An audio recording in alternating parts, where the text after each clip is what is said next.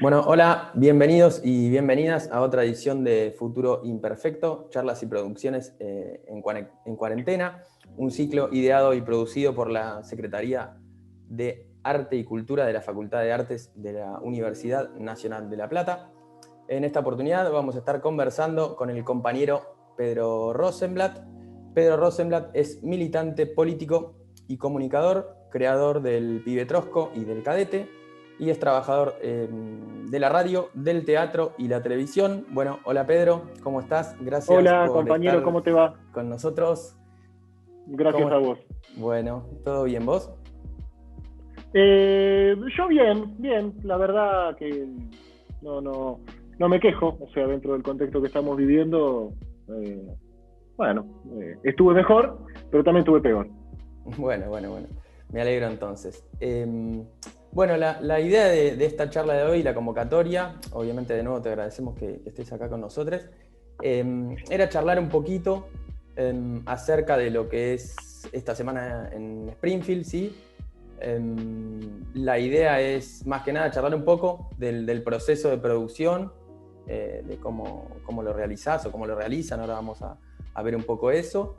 Y bueno, no sé cuándo fue que arrancó ese proyecto y cómo.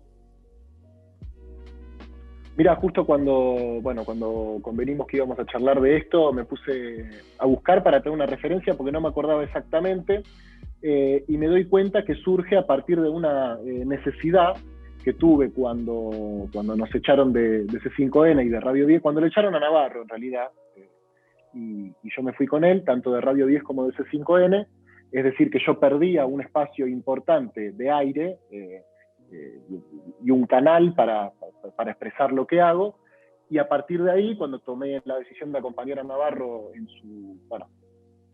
su nuevo proyecto más digital, también tomé la decisión personal de fortalecer mi laburo en redes sociales. Si vos te fijas lo que eran mis redes antes, cuando nosotros estábamos en la tele, y subía una selfie en la tele, ¿entendés? O sea, diciendo, hola, estoy en la tele.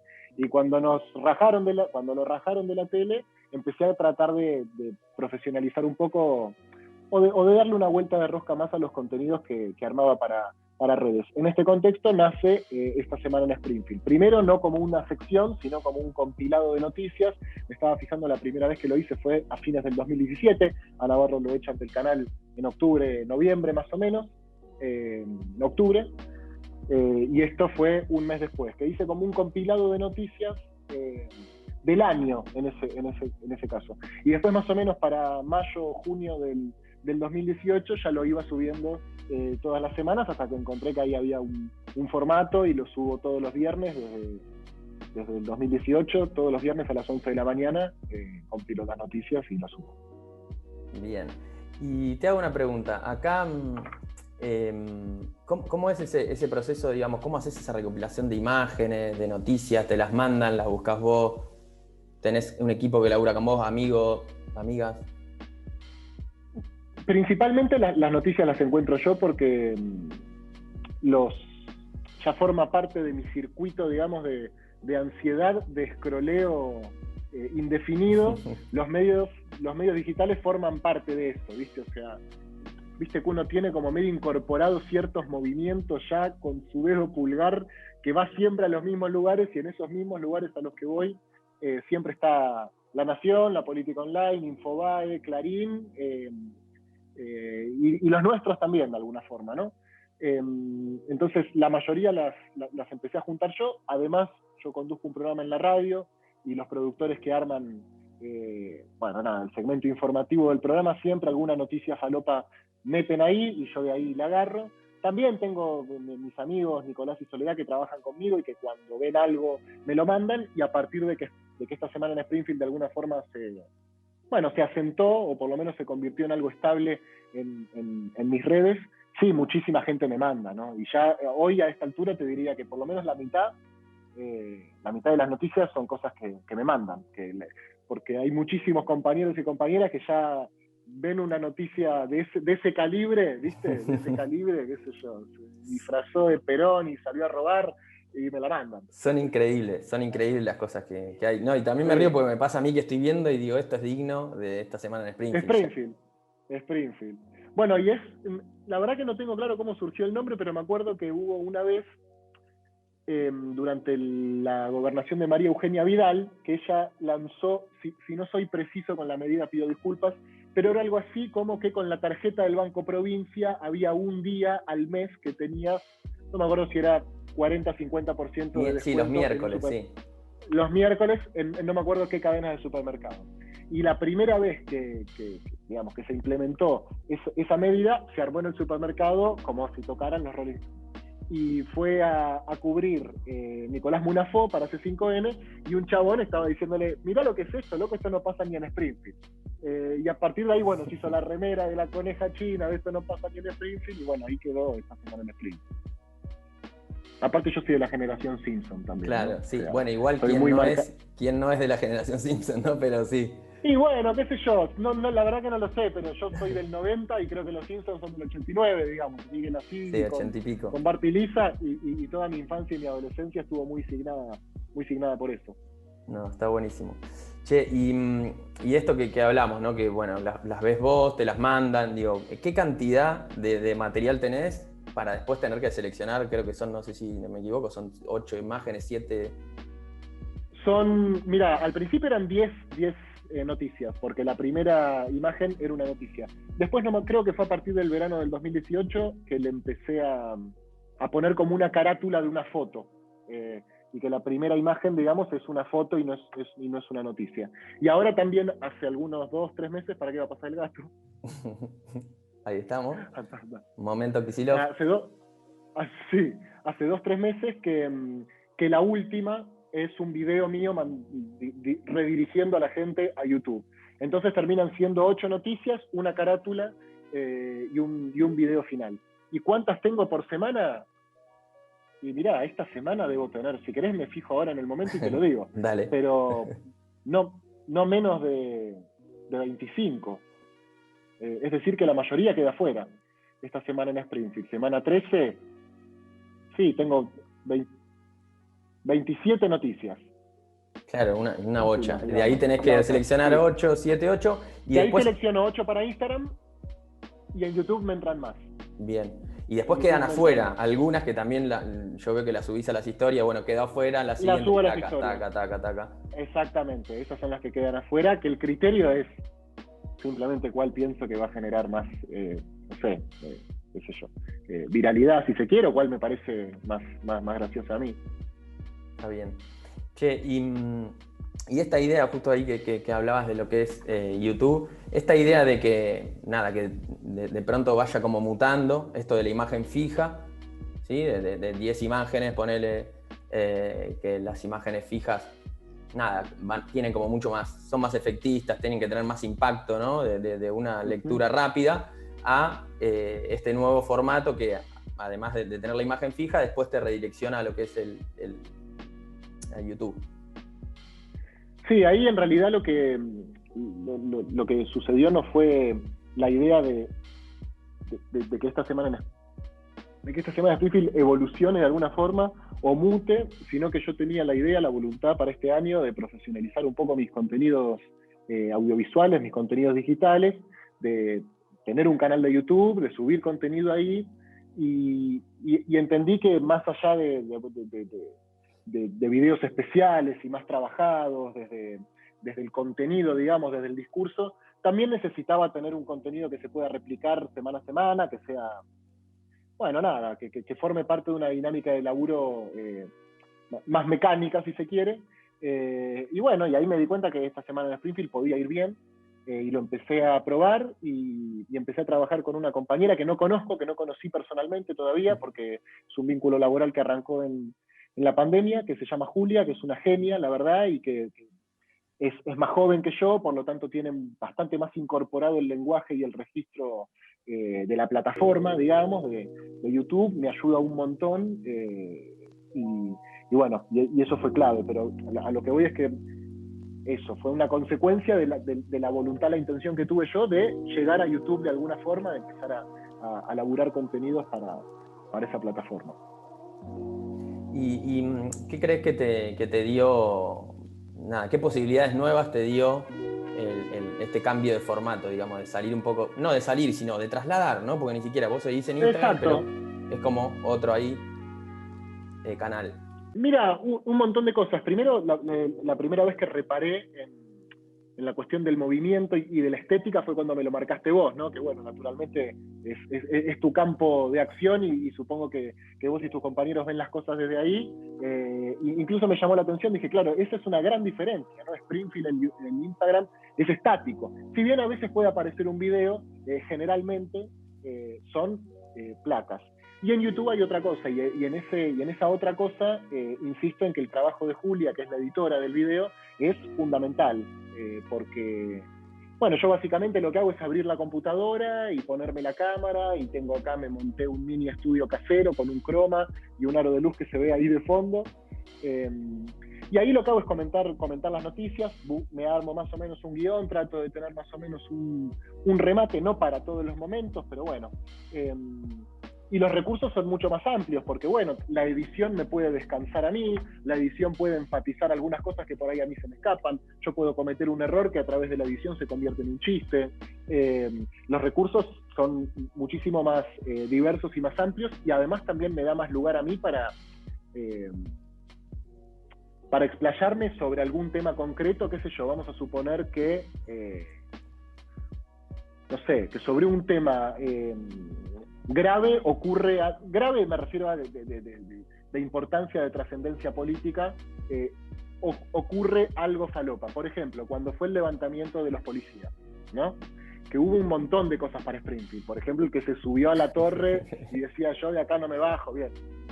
En Instagram yo subo la foto del policía ahí subido y ya en YouTube puedo además editorializar mínimamente de que más allá de la risa que nos genera esa imagen, lo que pasó, tampoco sin hacer una cosa justamente que no se vuelva una editorial, porque no es lo que viene a buscar el público que mira esta semana de Springfield, y no es el espacio que yo le asigno dentro de mi trabajo a ese lugar, digamos, esta semana de Springfield no es el lugar donde yo editorializo o donde yo doy mi opinión sobre lo que ocurre en la coyuntura política, pero me permite hacerlo en el caso de que lo crea necesario o en el caso de que me salga, ¿no? Porque también siempre hay un espacio librado a cierta improvisación que surge en el momento.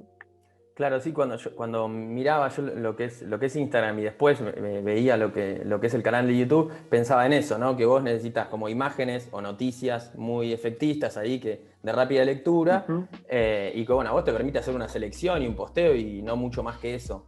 En cambio, Sí, cuando vos te vas y te trasladás al canal, bueno, sos como más vos, digamos, como tu personaje, podés, nada, también exprimir un poco, ahondar un poquito más o desmenuzar esas noticias que son como, nada, al principio no la podés creer y después incluso cuando lees la nota es peor que el titular a veces, entonces como que no. No, pero aparte esta semana en Springfield arranca durante el macrismo recopilando noticias digamos, de cuántas empresas habían cerrado y digamos en ese compilado y mechando cerraron 20.000 empresas y al día y la nota siguiente es Marcos Peña diciendo la economía está creciendo, adquiere cierto grado de comicidad, pero la verdad que es trágico, siempre fue trágico, porque la verdad que por lo general la inmensa mayoría de las noticias que suceden en nuestro país lamentablemente tienen un costado triste, ¿no? Y que habla de miseria, de desocupación, de pobreza, de desigualdad, etcétera.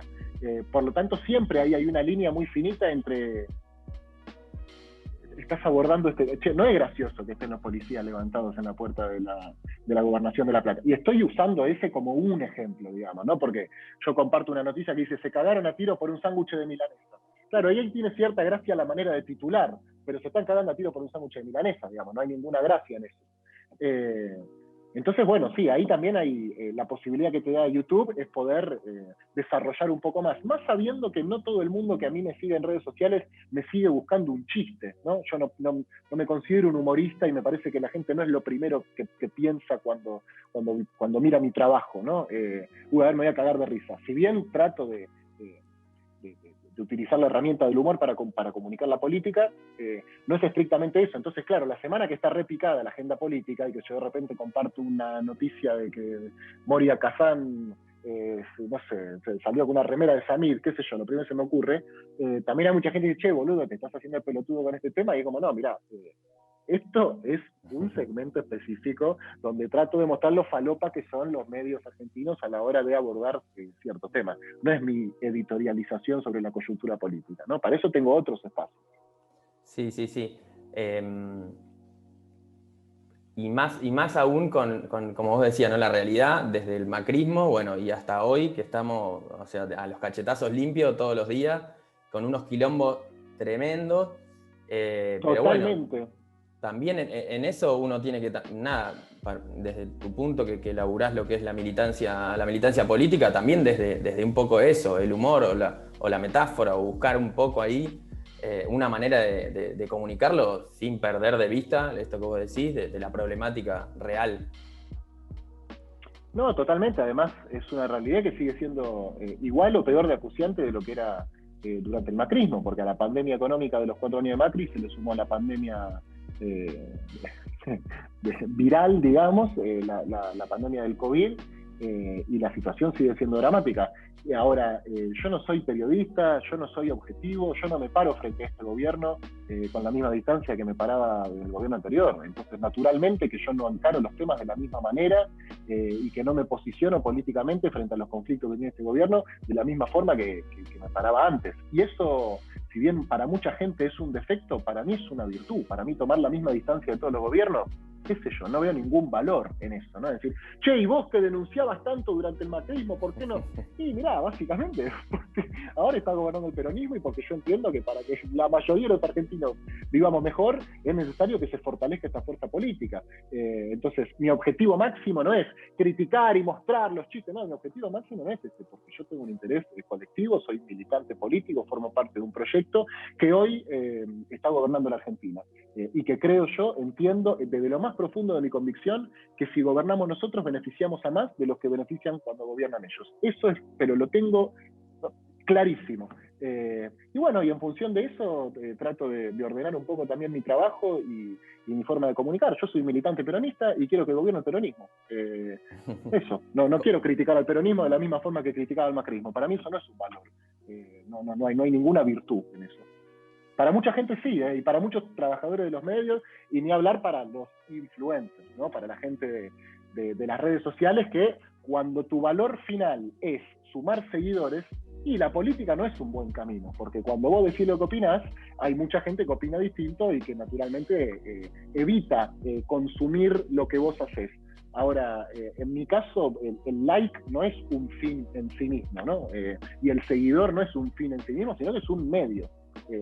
Es un camino, y eso un poco te ordena. Entonces, a mí que me puteen los trolls me chupa un huevo, y que me puteen los militantes de izquierda también, porque a mí me ordena otra cosa, que es la política, no la dinámica de las redes, porque si no me volvería loco, digamos, Sí, ¿no? sí, sí. Me mato. Sí, aparte como vos decís, digamos, vos estás posicionado y ya, no hay Pero mucha yo no lo vuelta ahí. oculto, además. Claro, sí, No, sí, total. no hay mucha No vuelta me a hago el eso. boludo, no me hago el Claro. boludo, claro. Y bueno, y con respecto a esto, yo vi que, vemos que no has dejado de trabajar, sí, has reducido seguramente, porque ya no hay eventos, no hay espectáculos, bueno, toda la movida. Vos seguiste yendo a la radio. ¿Cómo canalizaste todo eso como en las redes, digamos? O sea, reforzaste eso, Y quiero decir, porque aparte en esto, vos en esta época, digo, vos te pasaste ya directamente y armaste el canal, digo, capaz que el otro día hablábamos con Melingo y decía, bueno, es tiempo forzado de detenernos y pensar y retomar proyectos o mirarnos un poco para adentro y dejar de mirar para afuera y correr y rearmarnos como para poder, seguir produciendo, ¿sí? Sí. Y esto que vos arrancaste el canal, más que nada con esta semana en Springfield, como vos decís, fue hace 3 meses, fue en esta época, digamos. ¿Cómo pudiste cómo acomodarte para armar todo eso? Mira, varias cosas. Primero creo que esa instancia de dejar de mirar para afuera y mirar para adentro y todo eso, que creo que en algún momento, no quiero decir a todos, pero a muchos nos pasó durante la pandemia, porque te enfrentás a una situación extraordinaria y desconocida como es una pandemia, ¿no? Una pandemia de esta magnitud, además. Y te enfrentás ¿viste? Y te empezás a enfrentar a conflictos que por lo menos yo a mi edad nunca me había cuestionado, ¿viste? El riesgo de la muerte, qué sé yo, lo tengo muy lejano. Tampoco es que ahora siento que me voy a morir de COVID, Pero sí, la muerte está pululando, ¿viste? Está por acá, digamos, ¿no? Se murieron 2000 personas en mi barrio, digo, bueno, la puta madre, digamos, ¿no? Eso por un lado. Entonces el viaje más introspectivo de decir qué quiero de la vida si de repente se puede terminar todo y hay una pandemia y nos morimos todos, creo que ya pasó.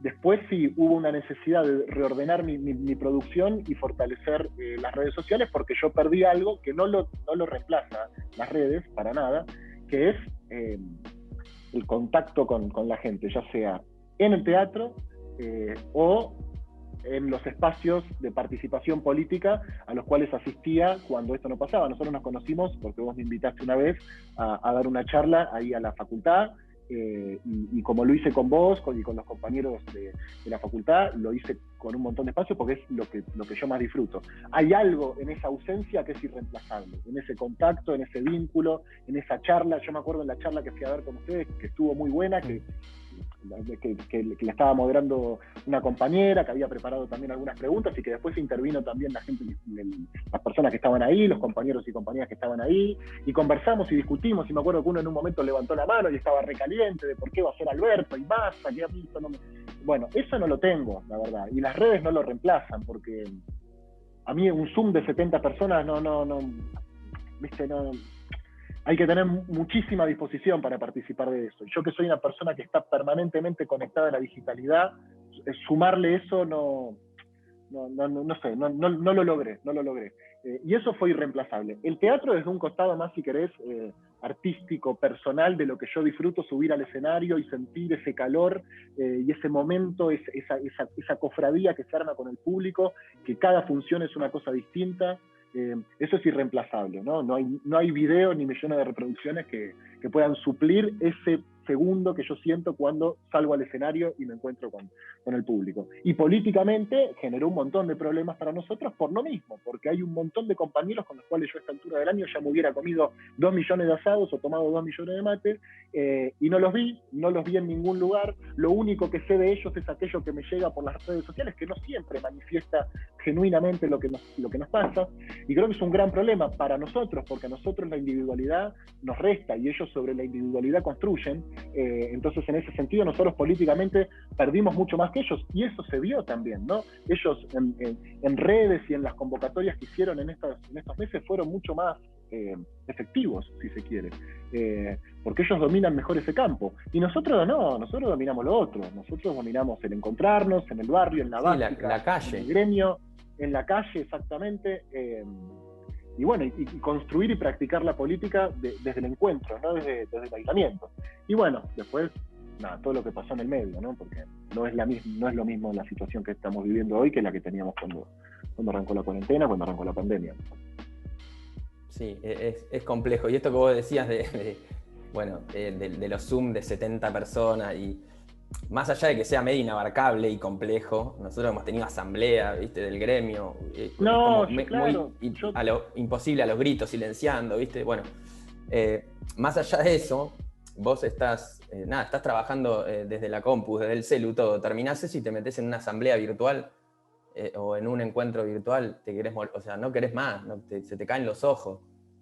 Sí, se te caen los ojos totalmente. Sí, y necesitas eso de salir de la radio, irte al Simona, che, no sé, servir una birra, nos juntamos, bla, empezamos a charlar. Pero además, boludo, necesito putear, o sea, que si vamos a discutir, discutamos y putearte ahí y amigarnos ahí y ya, ¿viste? No, che, ¿viste que el otro puso que bla, bla, bla y este no dijo nada? Y bueno, y aparte uno reduce su círculo, porque en Simona te conocí a vos, qué sé yo, por Zoom no te hubiera conocido a vos, te conocí en un lugar donde vos sabías que había una discusión política y una vez viniste a discutir política y bueno, y a partir de ahí se entabla un vínculo. Y digo, después ese vínculo puede suceder o no suceder, no podemos ser amigos, compañeros, pero algo se construye ahí, que no se construye en pandemia, que no se construye en cuarentena, y que para la práctica política es muy jodido, digamos, es muy difícil. Y no se reemplaza. Y también sucede que, claro, organizar un Zoom no requiere nada, ¿viste? Entonces,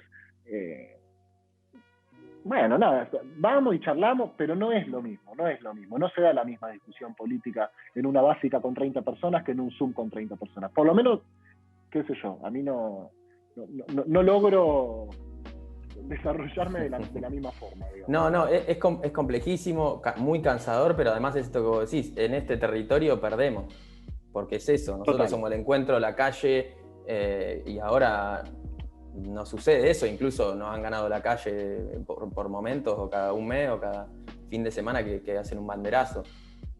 Ahí es donde, Sí. donde nosotros tenemos ese inconveniente. Sí, también hay que ver cuánto de eso, de esas movilizaciones también se traducen políticamente. Nosotros durante los primeros años del macrismo ganamos la calle todas las semanas, y aún así, y Durán Barba lo sabía, y Marcos Peña lo sabía, y ellos entendían, equivocadamente o no, que quienes nos movilizábamos éramos, si bien muchos, una minoría intensa que está dispuesta a movilizarse a la plaza o a donde sea por una demanda concreta, pero no veían que eso se traduce. Digo esto porque yo no creo que ellos efectivamente nos hayan ganado la calle. Sí creo que ellos asumieron el riesgo, si se quiere, de manifestarse públicamente antes que nosotros, porque naturalmente quienes nos conducen políticamente tienen un compromiso, o tuvieron un compromiso con la cuarentena más estricto que Patricia Bullrich, naturalmente, que no tiene ningún tipo de responsabilidad. Pero bueno, eso ya es sino para otro lado, pero creo que octubre, de alguna forma, nos recolocó a nosotros y nos devolvió cierta vitalidad de saber que estamos, y que si salimos a la calle seguimos siendo no solamente muchos, sino muchos más. No, eso seguro. Y bueno, eso seguro. Y estoy esperando el momento en el cual se haga, porque tanto el 17 de octubre como el 27 de octubre salimos a medias, ¿viste? Que sí, que no, que estos dicen que sí, que los otros dicen que no, que moviliza tal gremio, pero tal gremio no. Entonces se termina dando algo que es: sanitariamente rompemos la cuarentena, pero políticamente no llegamos a demostrar en toda nuestra plenitud cuál es nuestra capacidad de movilización. Estoy esperando el momento y seguramente muchos y muchas están esperando ese momento. No creo que falte mucho. Espero que el próximo 24 de marzo podamos marchar como lo venimos haciendo históricamente, salvo el último año. Pero bueno, estamos en un momento de una gran incertidumbre, porque también es una incertidumbre mundial, porque nadie le encuentra la manija a este momento, nadie le encuentra el agujero al mate, y bueno, tenemos una responsabilidad los militantes políticos de intentar que sea la política quien conduzca este momento de incertidumbre y que no sea, bueno, qué sé yo, ni el mercado, ni la oligarquía, ni ninguna otra fuerza viva de la sociedad, que no sea la comunidad la comunidad organizada y bueno, y la política, ¿no? A través de todas las instancias de participación y representación que tenemos. Bien, bueno, esperemos que no sé, que llegue la vacuna algo cuanto antes, porque justo que decíamos... No, la vacuna, le rezamos a la vacuna, le prendemos ver a la vacuna. Estamos apostando todo ahí, está todo ahí. Sí, porque ya estamos viendo que en Europa, que todavía no hay vacuna, hay una segunda ola que está rompiendo con todo también y que está obligando a los estados a tomar nuevas medidas de confinamiento y que encuentra otro tipo de resistencia de parte de la sociedad, porque ya se guardaron una vez, y porque al igual que acá, las expresiones negacionistas, digamos, de la pandemia crecen. Y bueno, esperemos que acá no nos agarre una segunda ola, ¿no? Esperemos realmente, eso sería importantísimo, sobre todo por la cuestión de las vidas que se van a salvar, encontrar la vacuna antes del próximo invierno, ¿no? La verdad que yo no tengo idea, no tengo más información que la que leo y que es muy confusa y contradictoria, pero bueno, mi deseo naturalmente es que aparezca ya mañana. Sí, ni hablar, es lo que nos va a salvar. Me encanta porque arrancamos hablando de cosas y terminamos rockeando. Siempre. Sí. Pero bueno, así es la cosa. Y bueno, somos esto. Che, bueno, Pedro, estamos ahí llegando al final, así que nada, re piola la charla. Y esto, esperando que venga la vacuna para poder volver a encontrarnos, volver al Simona, no sé, encontrarnos en la calle, salir a marchar y bueno, nada, volver a encontrarnos. Volver a encontrarnos y poder cumplir también con todas las expectativas que tuvimos durante la campaña, ¿no? Con todo eso que soñamos durante la campaña electoral y que realmente estábamos convencidos de lo que estábamos militando y estamos convencidos de lo que militamos, pero necesitamos justamente poder superar esta situación para poder empezar a concretar todas las demandas que genuinamente tiene el pueblo argentino para con un gobierno que, al ser peronista, está obligado a resolver los problemas y no solamente a señalarlos. Sí, como que el otro día me acordaba de la charla que diste, o ese encuentro que tuvimos en el auditorio que fue tan multitudinario, de bueno, de todo lo que iba a suceder, ¿no? Y cómo estábamos tan entusiasmados, y de golpe nos hicieron tac, bueno, a ver, se Tomá. quedan ahí en el freezer un ratito, y nada, Exacto. como que todo lo que estábamos esperanzados nos quedó ahí. Así que, como vos decís, Sí. esperamos que se encamine todo y poder retomar, bueno, esa senda. Ojalá. No solo por nosotros y ni siquiera principalmente por nosotros, Claro, no. sino bueno, por los que están necesitando de verdad. Bueno, que el gobierno se ponga al frente de esta situación y poder reparar todas las desigualdades sociales por las cuales no queremos que gobiernen ellos y queremos gobernar nosotros. Genial. Bueno, Pedro, te mando un abrazo grande. De nuevo te agradecemos por estar acá y siempre tan... Gracias a vos, compañero. Bueno, así que nada, te mando un fuerte abrazo y nos estamos encontrando la próxima. Fuerte abrazo para vos y para todos los compañeros y las compañeras también. Y nada, a disposición. Bueno, un abrazo grande. Abrazo.